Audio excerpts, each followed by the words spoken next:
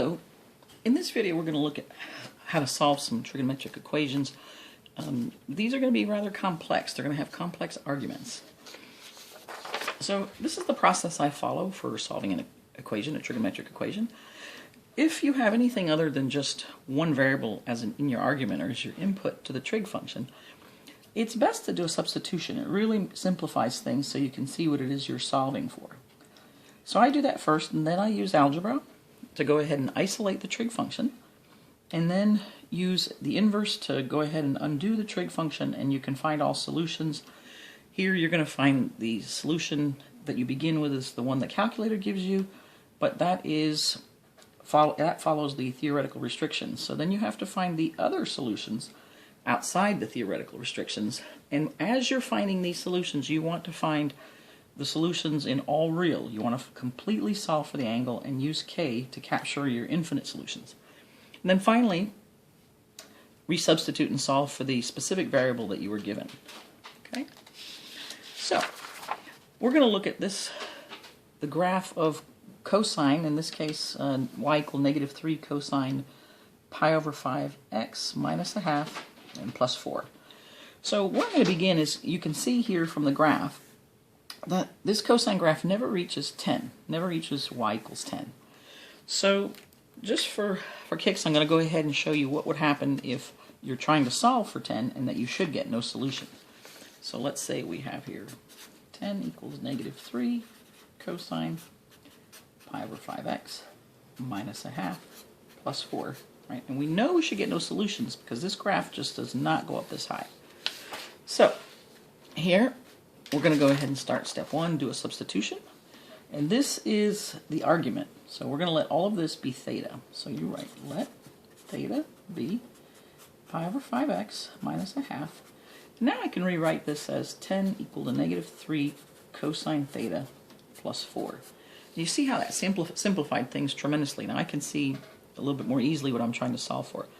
So at this point, I want to go ahead and use algebra to isolate the trig function. So I want to start by subtracting 4 from both sides. And here I'll have 6 equals -3 cosine theta. Now I want to divide by -3. And at this point, hopefully you recognize that the cosine function never was able to go down to -2 in its range. -2 is not in the range of the cosine function. But let's say you didn't catch that. The math will still show you that that's not possible. So at this point, we would undo the trigonometric equation, right, using the inverse. So I take the inverse cosine of both sides, and here now theta is inverse cosine of -2. Now, so here in your calculator, you would say, here's your inverse cosine, right? And then don't forget, you don't want to use this negative sign. That's your operator. You want to use this one for the negative of a number. And there it is. Now when I press enter, see the calculator tells me that I've made an error, and we expected that. Okay? So, here you should write no solution, or empty set. Now, next what I want to do is go ahead and solve for something that we actually can get values for. And let's go back to our graph, and you can see here that, for example, let's say we solve for y equal to 6. And in that case, we'd have a solution here, here, here, here, here, here, right? And we really would have infinite solutions. So what we're going to look for is solving for y equal to 6 and on the interval from -2 pi to 2 pi, right? So on this graph, 2 pi would be about -6.28, something like that. So we're going to basically be capturing these around here, here, here, here, and I don't think we'll capture that one because that's quite a bit past 6.28, right? All right.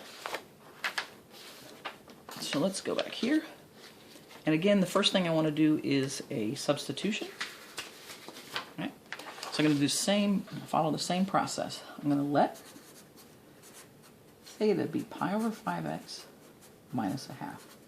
So that'll simplify things for me. I'll see -6 is equal to -3 cosine theta plus 4. All right? So now I'm going to use algebra to solve for the trig function.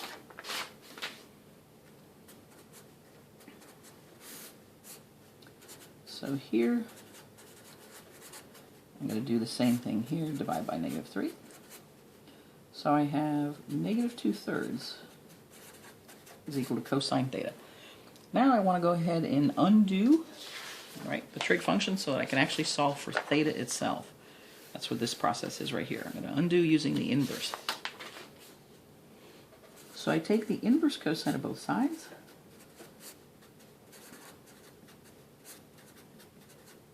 Oh, wait a second, hear me. Sorry about that. Okay. And so now we'll have theta equals inverse cosine of -2/3. All right. Here's where I use my calculator. So I've isolated, so this is step 3. I've undone the trig function and isolated the trig function, but now I want to use the calculator to find my first solution. So let's go ahead and do that. So I want to say inverse cosine, let's let that focus a little bit, of -2/3.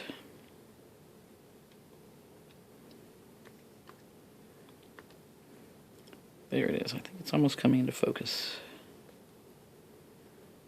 All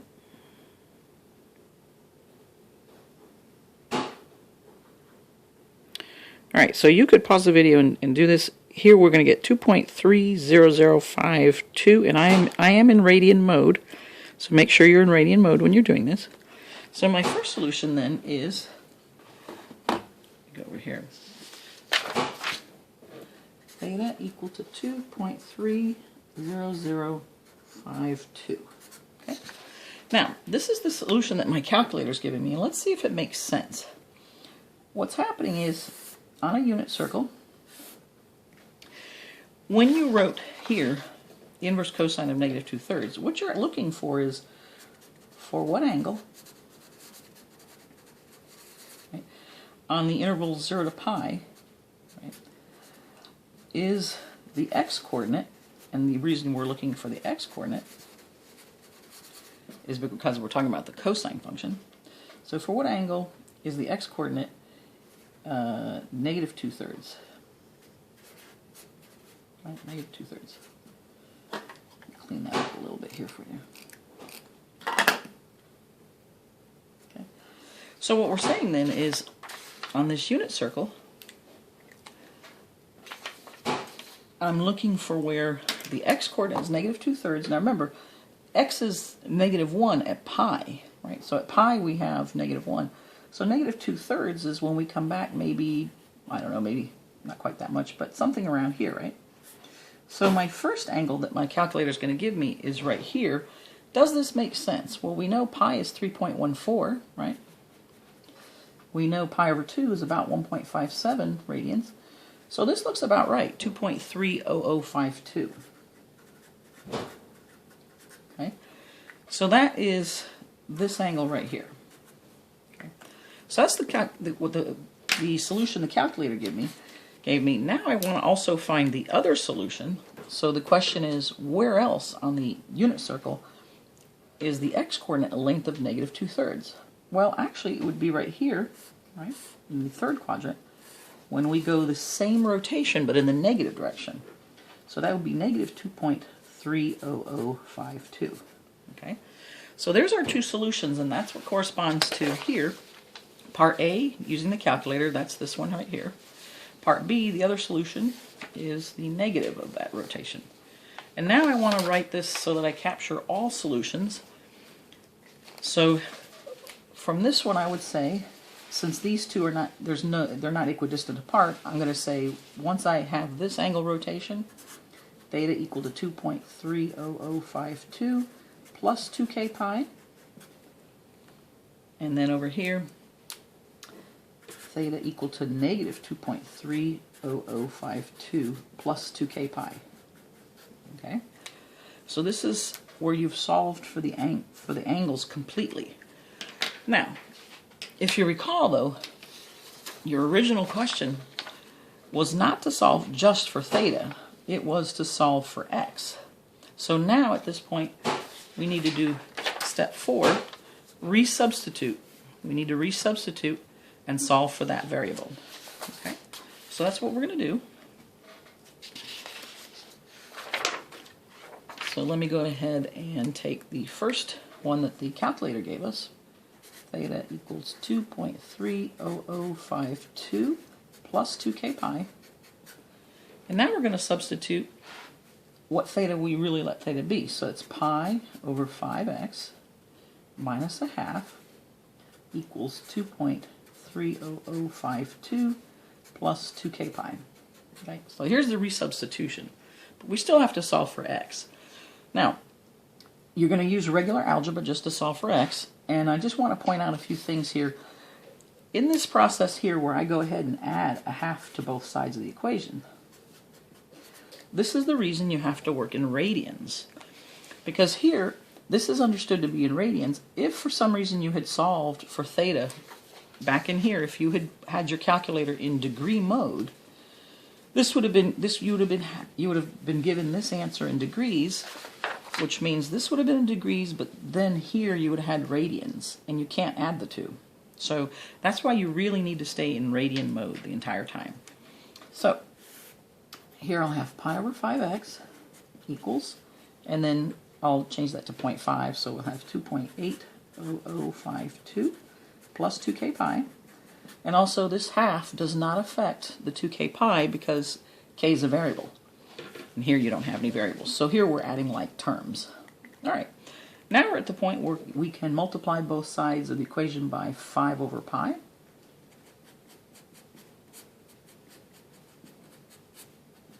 And remember, every term is affected.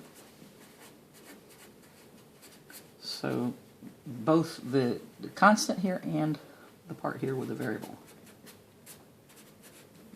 Alright, so now we finally solve for x, and let's see here. When we do this, when you multiply 5 times 2.80052 and then divide by pi, you should get 4.45717. And now notice here, this pi and this pi cancel out, so you're left with 5 times 2 times k, which is just 10k. Right? Now, from here, this will allow us to generate all the solutions we want by substituting values, integer values of k. So in this case here, when I write 2k pi, k is an integer. So what we want to capture are the solutions, remember, that fall between negative 2 pi and 2 pi. So that was the original thing that we were solving. But let's take a look. We want to go from negative 2 pi to 2 pi. And remember, if we put in 3.14 as an approximation for pi, we'll have negative 6.28 to about positive 6.28. Right. So on the graph, I can see here, going back here, negative 6.28, somewhere in here, right? So we should capture a solution here, and then all the ones that fit here up to about 6.28, okay? That hit y equals 6. All right, so now if I let k be 0, essentially x is 4.45717 plus 10 times 0. So we get x equals 4.45717. If we let k equal 1, then here we'll have 4.45717 plus 10. That here we'll have 14.45717. By the way, I go out 5 decimals. It takes about that much accuracy for you to get very precise. Now this one is already passed, right? Here 4.4571 was in this interval. However, 14.45717 exceeds 6.28. So that's not going to be a solution. So what we have here is this is a solution, but this is not, because of our interval restriction.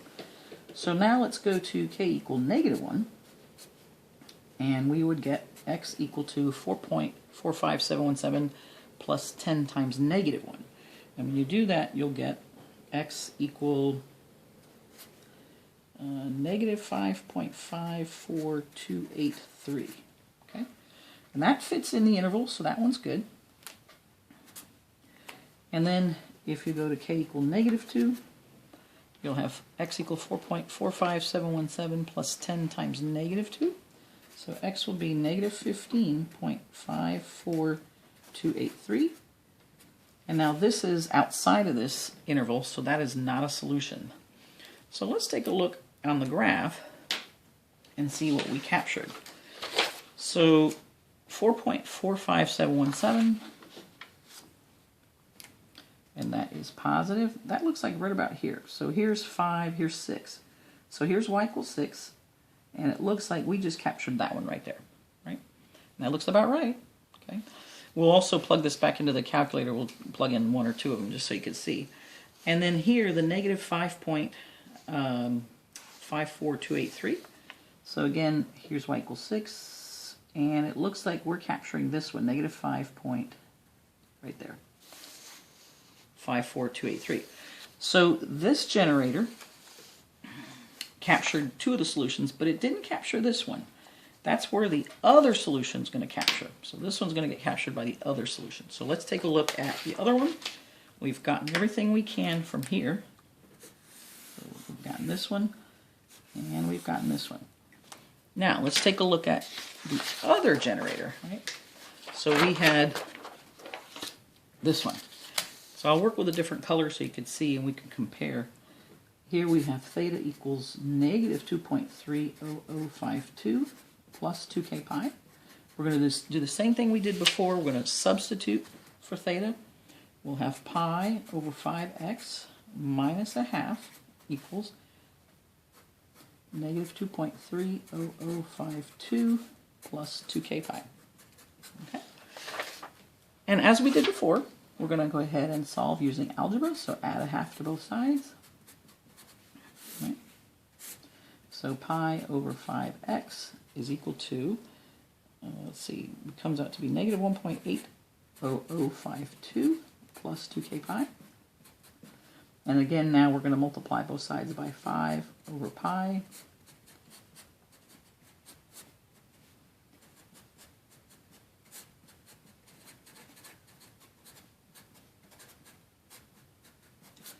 Okay, so here you'll have x finally, and then when you distribute, right, this will give you negative 2.86562 plus, remember here when you distribute this to the second term here, the pi's will cancel out, and you'll have plus the 10k. Right? You might want to pause the video and just verify this for yourself. Now we're going to go ahead and find the specific solutions. So if we let k be 0, then this is gone, and we have x equals negative 2.86562. So that looks like the solution that we were looking for. It's almost negative 3 radians, but not quite. So if we go up to y equals 6, and then we have negative 2 point, it's almost negative 3. There it is right there. Okay, that's the one. Now, remember we're going from negative 2 pi to 2 pi, so I suspect these other solutions are going to now exceed that interval. Here, if you put in 1, you're going to have x equal to 7.13438. Well, that's outside of 6.28, right? We just want to go from negative 2 pi to positive 2 pi, which is about negative 6.28 to positive 6.28, right? Since 7 exceeds 6.28, we don't want to capture that as one of our solutions. So now we're going to go the other direction and put negative values of k. And when we do, we're going to get x equals negative 12.86562. All right, and again, this exceeds our interval. Right? So this one is out here. And we only want from about, let's see here, what, 6.28, somewhere around here, right? To positive 6.28, somewhere around here, right? So that's these are the solutions we're looking for. All right, so it looks like we have them. This is the only one that was captured. Let me go ahead and do that in green so we have. Okay. And so those are my solutions. Right? These two and this one that fell within that interval. And just, let's go ahead and plug this in to your original, the original thing we were solving, equation. And let's just see if we get that. So I'm going to go ahead and plug this one in. When you're checking and verifying your answers, it's best not to use k equals 0, because if for some reason this got messed up, when you added the 2k pi, and maybe when you're dividing and something went wrong, you'll usually get this part correct. So it's better to check something where k is different from 0. So we're going to check k equal -1.